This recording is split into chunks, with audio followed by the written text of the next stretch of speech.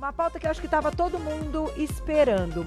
Informações ligadas ao uso das máscaras.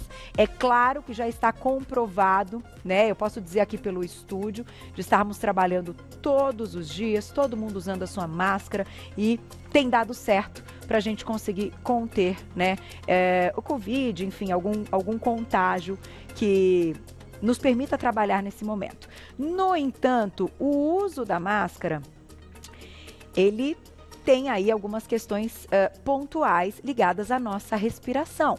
Então, será que tem um uso correto e uma respiração correta quando a gente estiver usando máscara? E a prática da atividade física de máscara? Tem muita pergunta, então recebemos mais uma vez ele que é cirurgião crânio-maxilofacial e otorrinolaringologista, doutor Alfredo Lara, com a gente. Bem-vindo. Muito obrigado. Prazer, viu, doutor? Prazer é meu estar aqui.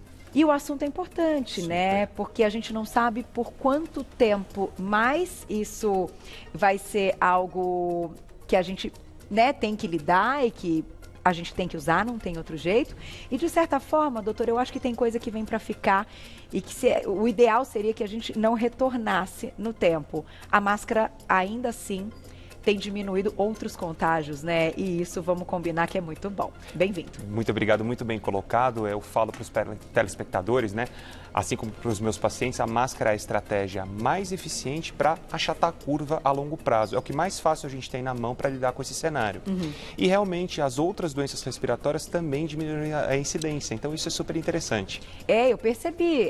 Ano que criança não toma antibiótico é um marco, né? Os pais conseguem ter uma noção, né? Quando a gente vê aí que o ano está acabando e fala, puxa vida, esse ano o filho não teve tal coisa. E você que cuida de criança também sabe disso. Mas fato é que o uso da máscara prejudica, de certa forma, a nossa saúde e a respiração muda?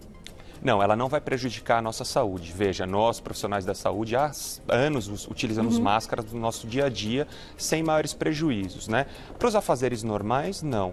Mas para a atividade física, claro, você vai ter uma perda de performance, não é que ela vai te prejudicar, mas é uma troca. A gente vai colocar um mecanismo de barreira entre a via respiratória e o meio ambiente. Então, claro, é um pouco prejudicado, mas em termos de estratégia, se a gente pesar o que é melhor para o coletivo, é utilizar a máscara. A gente está num ano de cuidar da saúde, não de ter grandes performances, né? Também. Se a gente pensar na economia, em todos os quesitos assim, nós estamos nos recuperando. Então, é um bem coletivo. E você pode destacar como deve ser o uso, então, correto das máscaras? O que você acha que seria bem-vindo? Porque a gente sabe que a indústria também deu aquela acelerada e hoje existem máscaras até chamadas de próprias para a prática da atividade física, enfim, que tem filtros, que você troca o filtro. Tudo isso é eficiente? Sim, a gente tem estratégias para lidar melhor com isso, não tem melhor ou pior, né? Claro. As máscaras aqui que estão em destaque, essa daqui que é a N95 e essa aqui que é a PFF2, normalmente, normalmente elas estão destinadas aos profissionais da saúde. Elas têm tripla filtragem, uma capacidade de bloquear a respiração de uma maneira mais efetiva. Essas outras máscaras hospitalares, as normais ou essas de pano que a gente utiliza, são válidas também. Normalmente, a gente recomenda para os pacientes, para os praticantes de atividade física, que utilizem essas por serem mais leves. Importante frisar que a atividade física vai aumentar a transpiração como um todo e a respiração como um todo. Então, essas máscaras vão molhar. E uma vez molhadas, elas perdem efetividade. Então, é importante trocar a sua máscara durante a prática de atividade física. Se a máscara estiver molhada, a chance de você se contaminar é maior, além de piorar ainda a atividade física. Então, tem uma conta simples, né? Simples. É claro que isso varia de pessoa para pessoa, mas, por exemplo, uma corrida de 5 km em média, um praticante normal vai encharcar uma máscara como essa, que são as hospitalares, simples, e deve trocar. Que eu corro com essa daí. Então, a gente fala para o paciente, olha, leva as suas mais de uma máscara para poder fazer a troca durante a atividade física. Essas de pano, exatamente a mesma questão. Então, que você falou, tem uma maneira correta de manusear? Tem. A gente sempre pega pelas alças, né? A gente vai vestir pelas orelhas e evitar o manuseio dessa região, porque essa é a região tecnicamente mais exposta ao contágio. Então, se a gente fizer isso, o contágio é sempre maior. Então, sempre manipular lateralmente e trocar essa máscara e, se você puder, lavar as mãos ou utilizar o álcool em gel para poder fazer essa troca. Principalmente na atividade física ao ar livre, então na academia é claro que é diferente, que a gente está num ambiente fechado e que a gente acaba tendo contato com os equipamentos, então você vai ligar uma esteira, mesmo que ela tenha sido higienizada, ok, né? Isso, claro, né? Pelo amor de Deus, né, gente? Fiquem de olho aí com a higienização.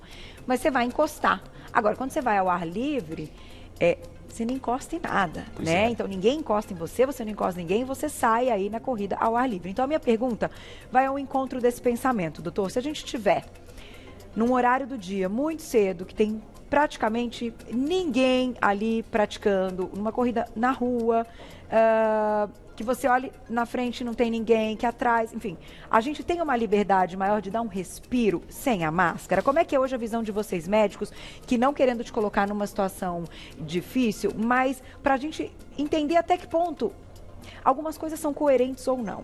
Esse assunto é controverso, inclusive a própria Organização Mundial de Saúde, no meio da pandemia, soltou um referendo falando sobre a utilização de máscaras e a prática de atividade física, que não recomendava a utilização de máscara e a prática de atividade física. Isso foi criticado por órgãos nacionais e internacionais num primeiro momento e chegou-se a um bom senso atual que está ligado, inclusive, a políticas nacionais. Então, no Brasil, atualmente, recomenda-se que, mesmo em ambiente externo, você utilize máscara. Certo. Né? Como eu falei no começo do programa, você vai perder um pouco de performance esportiva? Sim, vai perder. Mas não faz tanta diferença assim pela mitigação de saúde, né, de contágio que você consegue. Então, claro, vale aquele bom senso. Se você está num ambiente externo, não tem contato com ninguém, vou dar uma ajeitada, respirar, sim. Mas a gente tem que pecar pelo excesso, porque uma vez que você relaxa um pouco, perde-se essa noção do que é certo e o que é errado. Entendi. Olha, eu vi no programa, o médico falou que eu posso tirar a máscara. Não, de maneira nenhuma. Entendi. A gente recomenda que esse paciente deva utilizar a máscara em toda a prática de atividade física. Perfeita colocação, doutora. Eu concordo com você e eu até tento fazer as perguntas de uma forma que fique muito claro para o público. Até que ponto a gente considera coerência e bom senso e até que ponto a gente considera irresponsabilidade. Exato. Não é isso? Exato. Tanto que agora as crianças estão retornando às aulas e eu permiti que meu filho fosse, que eu acho extremamente importante. E ele em algum momento me disse, mamãe, quando eu posso dar uma baixadinha e respirar? Ele é uma criança de 7 anos. Falei, quando você estiver distante de absolutamente todas as pessoas do lado de uma parte externa da escola. Enfim, com a sua mão super higienizada e você dá uma respirada. Então, assim, eu como mãe e ele uma criança, eu tentei encontrar uma coerência e um bom senso para que a criança também consiga levar esse momento de readaptação, né? Agora, pensando até no material dessas máscaras, doutor, dá para dizer que tem algum que pode ser pior ou que pode trazer... não só em questão de desconforto, mas algo mesmo que a gente vai ficar inalando aquilo, vai ficar respirando aquilo que pode não ser legal? Então, existe um consenso, também ótima pergunta, que essas máscaras com uma filtragem um pouco diminuída, ou essas hospitalares, como a N95 ou a PFF2, que a gente não recomenda para atividade física, elas poderiam de alguma forma reter gás carbônico, que é aquele produto do ar que a gente expira. O gás carbônico, quando em concentração muito elevada, provoca desconforto, tontura, náusea, aumenta a frequência respiratória. Tá. Mas isso caiu por terra, não tem nenhum estudo consistente que mostra isso. Então, na verdade, não. A gente recomenda para atividade física essas máscaras um pouco mais leves, em que a troca gasosa com ar é mais facilitada. Então, a N95 e a PFF2, que são essas daqui, não são máscaras tão boas para a prática de atividade física, principalmente esportes aeróbicos ou com alto gasto energético. Né? Tá. A gente recomenda as outras. Mesmo, as mais fininhas. As mais fininhas. Até para as crianças? Até para as crianças. Porque elas se adaptam melhor Exato. com a descartável, né? Exato. Eu notei isso também. Exato. E ela não pode, ela tem que cobrir o rosto todo, então não pode ficar apertando e a gente não pode ter uma entrada ou uma saída ampla de ar aqui nessa parte de cima, né? Isso, exato. Ela tem que ficar completamente vedada nessa região. Então, aqui, essa máscara está estéril, por isso que eu estou manipulando nessa região. A gente não recomenda fazer isso, mas ela tem eles têm esse dispositivo de arame que vedam essa região. Tá. Então, a máscara tem que ficar ajustada e tem que vedar. E bem vedada. Não pode ter escape nessa região. Tá. Tá? Manipular sempre pelo lado. Tá aí. Tem uma imagem para mostrar, então, para o pessoal de casa. A gente está falando da questão do oxigênio, do gás carbônico, e daí separamos, então, para entender como é que é essa troca, né? Que todo mundo tem falado da troca aí gasosa, né? Isso. O corpo nada mais é que uma fornalha. A gente vai utilizar o oxigênio para alimentar essa fornalha, o nosso metabolismo, e o produto da degradação é o gás carbônico que a gente vai eliminar. Então, a gente coloca muito mais oxigênio do que elimina gás carbônico. Tá. Quando a gente coloca um mecanismo de barreira, a entrada de ar vai ser prejudicada. E existia aquele mito, como eu falei antes, que essas máscaras, teoricamente, quando você exalava o gás carbônico, ela ficava acumulada aqui na máscara e você respirava esse gás carbônico normalmente e repetidamente, prejudicando assim sua respiração. Isso se mostrou que é mito, não é verdade. Não é verdade. Ou é desprezível, uma quantidade desprezível que não faz diferença em nossa vida. Tá. Então, a máscara não prejudica a respiração. Outra pergunta que os pacientes sempre trazem ao consultório: doutor, mas o tempo está muito seco, está primavera, isso é pior. Tecnicamente é até melhor, porque na primavera, no tempo seco, as partículas que causam alergia, rinite alérgica, estão dispersas no ambiente. Então a gente tem um mecanismo de barreira evitando o contato dessas substâncias com a nossa mucosa nasal. Olha que interessante. E é verdade, quem tem alergia recorrente, né, urticária, coisas até mais graves, é sempre nessa época do ano, Exato. né? Que interessante. Então a gente também está protegendo dessa outra questão, quando a gente estiver caminhando aí na rua. Isso. A gente também é uma proteção a mais. Para outras doenças e para partículas que causam rinite alérgica, asma, enfim. Tá certo. Vou colocar aí na tela para a gente, então, contar para vocês algumas questões também que separamos, ó. Que é o que a respiração errada pode causar. Apinhamento dentário, ronco e apneia do sono, aumento da incidência de cáries, eu ia entrar nesse assunto, doutor, já você comenta. Aumento das infecções respiratórias, mudança na postura cervical e uma tendência a engordar. Olha que interessante. Doutor, vamos explicar um pouquinho esses tópicos que a gente colocou? Claro. Quando a gente diz assim, respiração errada. Então, o que quer dizer a respiração errada? A gente fala grosseiramente do respirador bucal. Tá. O nariz foi feito, é um economizador de energia. Ele foi feito para a gente puxar o ar e o ar chegar rapidamente no pulmão, poupando energia. Então, toda vez que esse ciclo é invertido, que você passa a utilizar a boca para fazer a inspiração, a gente chama isso de respirar errado. Na verdade, é o respirador bucal. A gente poderia ficar a manhã inteira, a tarde inteira falando sobre isso, que é um assunto inesgotável. Mas a gente divide o problema entre as crianças, os adolescentes e os adultos. Tá. Tem particularidades em cada um, mas algumas coisas em comum. E, nesse caso, seria assim, o errado é respirar pela boca. Respirar de boca aberta. Respirar pela boca. Isso. Tá. Inspirar, puxar o ar pela boca. Né? E aí, esses tópicos todos, isso pode acontecer. Então, pode aumentar se a gente respirar pela boca, ao invés de respirar pelo nariz. Exato. As maiores alterações a longo prazo, obviamente, são aquelas que ocorrem nas crianças. A gente é um produto de desenvolvimento a longo prazo. Então, a criança respiradora bucal, que ronca, que baba, que não dorme bem à noite, que respira de boca aberta, que fica doente o tempo inteiro, se esse problema não for corrigido na infância, a gente vai levar uma série de alterações. Tá. No adolescente, a gente encontra essas alterações intermediárias e no adulto também. Tá. Lógico, se o adulto foi uma criança respiradora bucal, ele vai ter todas as sequelas.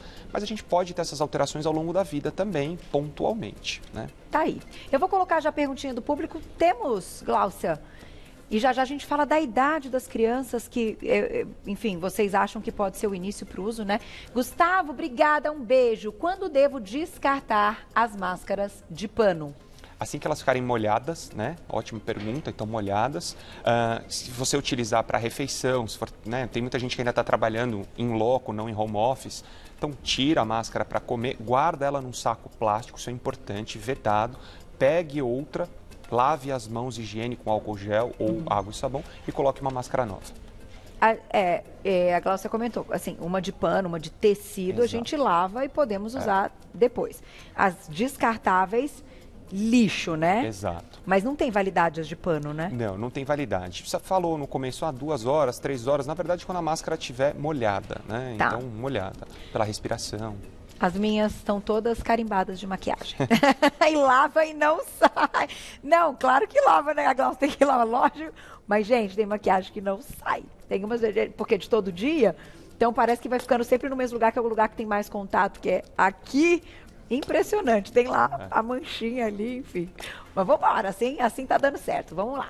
Vamos para mais perguntinha do público, quem escreveu pra gente na tela.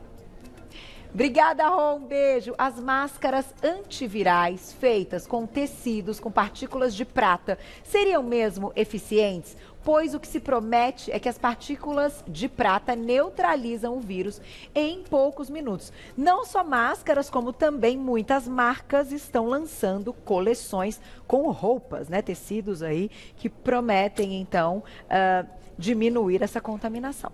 Então, a prata é um antiviral, um antibiótico conhecido há muito tempo, mas a gente não tem ainda no mercado disponível nenhum produto certificado que esteriliza o coronavírus. Então, tem muitas questões sendo trazidas à tona com interesses comerciais, mas nada ainda totalmente comprovado. São válidas sim, mas a gente não pode garantir a eficácia de 100%.